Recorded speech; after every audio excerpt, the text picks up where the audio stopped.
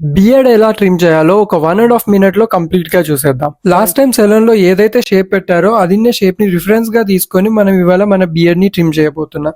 First step వచ్చేసి unwanted hair ని remove చేయాలి. చీక్ పైన పెరిగిన అన్వాంటెడ్ హెయిర్ అంతా ఒక స్ట్రైట్ లైన్ లో క్లియర్ గా ట్రిమ్ చేసిన తర్వాత నెక్ పైన ఏదైతే అన్వాంటెడ్ హెయిర్ ఉంటుందో దాన్ని ఒక యూ షేప్ లో షేప్ చేసి ట్రిమ్ చేశాను. నెక్ పైన ఉన్న హెయిర్ డిఫరెంట్ డైరెక్షన్ లో పెరుగుద్ది కాబట్టి సో బియర్డ్ ట్రిమ్మర్ ని కూడా డిఫరెంట్ డైరెక్షన్ లో తింపుతూ ట్రిమ్ చేయండి. Second step shaving. మీ బియర్డ్ లుక్ ఎన్హాన్స్ చేసుకోవాలంటే షేవింగ్ తప్పకుండా చేయండి. ఏదైతే అన్వాంటెడ్ హెయిర్ మీ ట్రిమ్మర్ తో కట్ చేశారో దాన్ని షేవర్ తో క్లియర్ గా షేవ్ చేయండి. నేనైతే మల్టీ గ్రూమింగ్ కిట్ వాడతాను కాబట్టి నా దగ్గర షేవర్ కూడా ఉంది. మీరు ఏ షేవర్ యూస్ చేస్తున్నారని మ్యాటర్ కాదు. ఏదైతే షేప్ పెట్టిన బియర్డ్ ఉందో దాన్ని క్లీన్ గా అండ్ క్లియర్ గా షేవ్ చేసిన తర్వాత స్టెప్ 3 ముస్టాచ్. ఏదైతే excess amount of hair me lips పైన పడుతుందో దాన్ని మీ లిప్ లైన్ కి అలైన్ గా కట్ చేసిన తర్వాత స్టెప్ 4 అన్ఈవెన్ బియర్డ్ ని ఈవెన్ గా చేయడానికి బియర్డ్ ట్రిమ్మర్ కి గార్డ్ పెట్టేసి ఒక లెంత్ సెట్